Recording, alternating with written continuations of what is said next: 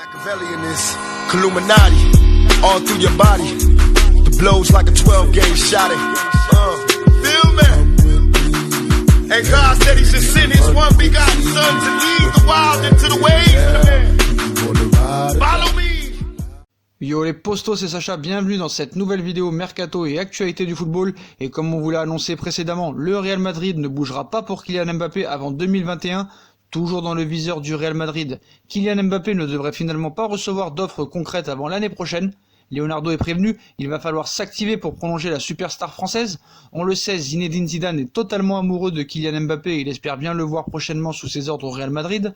Un souhait qui ne devrait pas se concrétiser avant 2021, à en croire la presse espagnole. En effet, AS révèle ce mardi que le président madrilène Florentino Pérez aurait établi une nouvelle stratégie pour recruter le prodige de Bondy. L'opération consisterait à attendre l'année prochaine pour mettre la pression plus facilement sur le Paris Saint-Germain. Son contrat prenant fin en 2022, le PSG serait alors obligé de songer à vendre le buteur français dès 2021 sous peine de le voir filer gratuitement la saison suivante.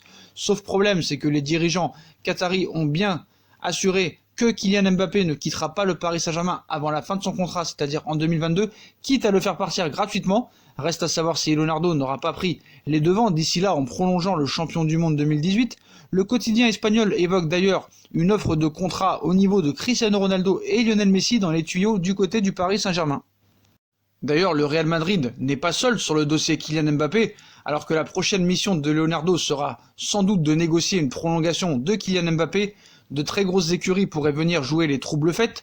Auteur d'une nouvelle saison assez correcte avec le Paris Saint-Germain, Kylian Mbappé est surveillé de très près par les plus grands clubs d'Europe. Et si on sait que le Real Madrid veut tout particulièrement Kylian Mbappé, le prodige français pourrait se pencher vers de nouvelles options.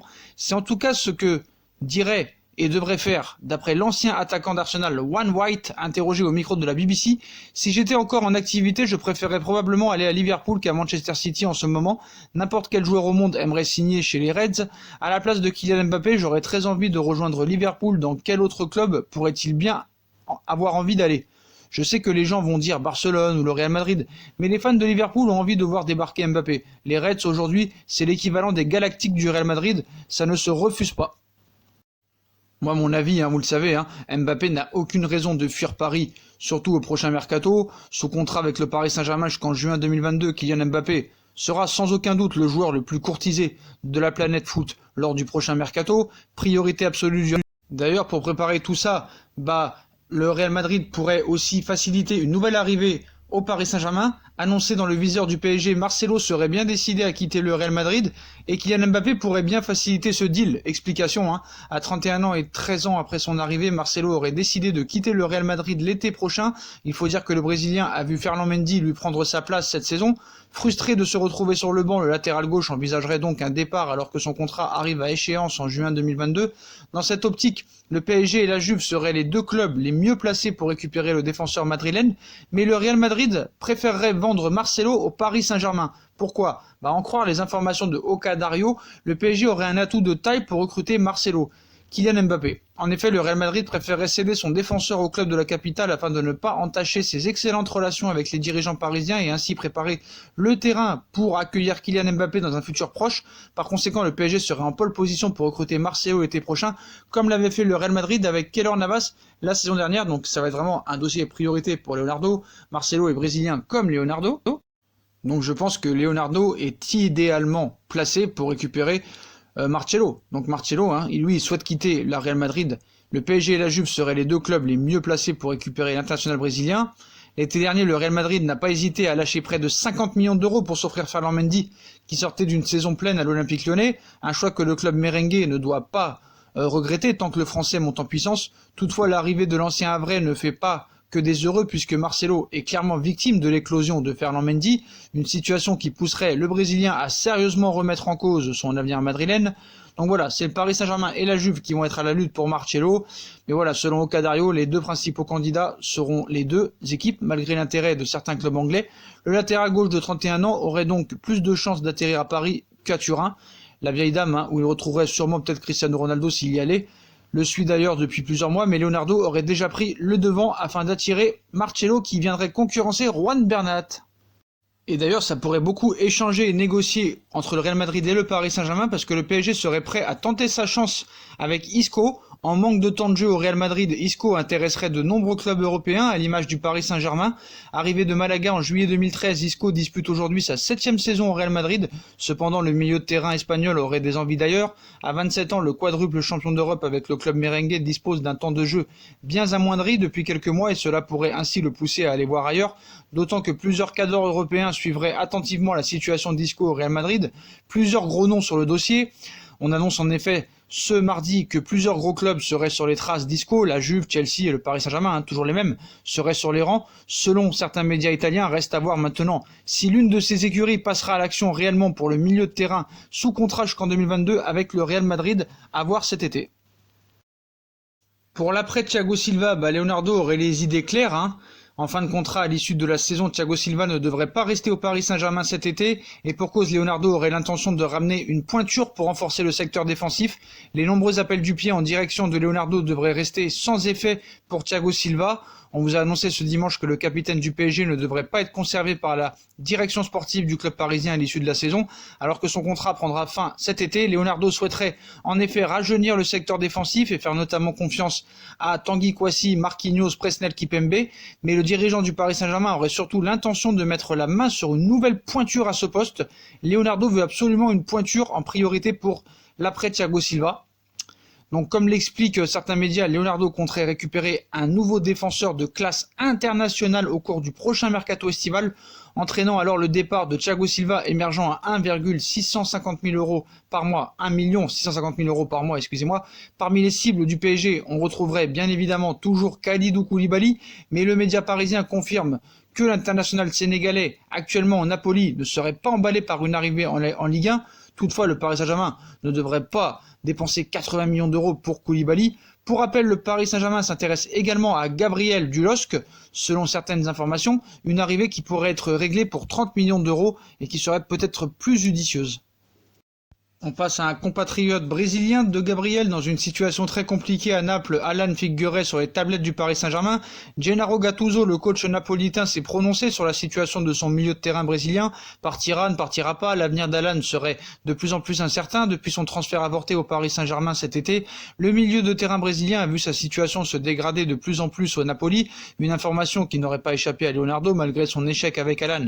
Le PSG envisagerait toujours de le recruter et selon les informations du Corriere dello Sport divulgué ce mardi matin, le directeur sportif du PSG serait en concurrence avec l'Inter et Everton sur ce dossier. Après la victoire du Napoli à Cagliari 1-0, Gennaro Gattuso est revenu sur le mercato agité d'Alan.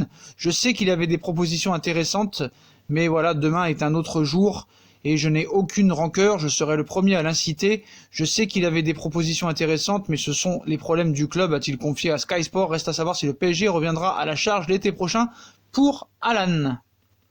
On passe du côté du banc de touche, cette fois-ci Pep Guardiola pourrait bien quitter Manchester City à la fin de la saison alors que son contrat court jusqu'en 2021. Partira, ne partira pas, l'avenir de Pep Guardiola est des plus flous depuis que l'UEFA a annoncé la suspension de Manchester City de toute compétition européenne pour les 2 prochaines saisons. Les propriétaires qataris veulent l'attirer au Paris Saint-Germain alors qu'à l'étranger on évoque l'intérêt prononcé de la Juventus et du FC Barcelone. Plusieurs sources proches du dossier ont toutefois récemment assuré que Guardiola aurait pris la décision de rester à City en dépit de cette suspension infligée par l'UEFA. De qui se moque-t-on ? Guardiola peut rompre son contrat avec City à la fin de la saison. D'après les informations d'El Mundo, Pep Guardiola aurait bel et bien la possibilité de quitter Manchester City à la fin de la saison. Le média espagnol évoque en effet une clause qui permet au technicien de 49 ans de rompre unilatéralement le contrat qui le lie aux Citizens jusqu'en 2021. Cette information aurait d'ailleurs été confirmée au quotidien par Josep Maria Orodbig, l'agent de Guardiola, et pourrait donc bien faire les affaires du Paris Saint-Germain. Et comme on l'a vu il y a quelques jours après les conférences de presse de Guardiola qui nous dit que voilà, s'il ne passe pas en Ligue des Champions, les dirigeants viendraient le voir et lui diraient que nous on veut la Ligue des Champions et lui partirait et bye bye quoi. Donc voilà, rien ne retient Guardiola à Manchester City. Paris pourrait être une piste pour lui à l'avenir. Vous pensiez qu'on n'en parlerait pas, mais c'est mal connaître la presse espagnole. Neymar de retour au Barça la saison prochaine, c'est une vraie option. Toujours à la recherche d'un buteur pour la saison prochaine, le Barça pourrait bien passer à la vitesse supérieure dans le dossier Lautaro Martinez, à en croire le directeur sportif des Blaugrana, Eric Abidal.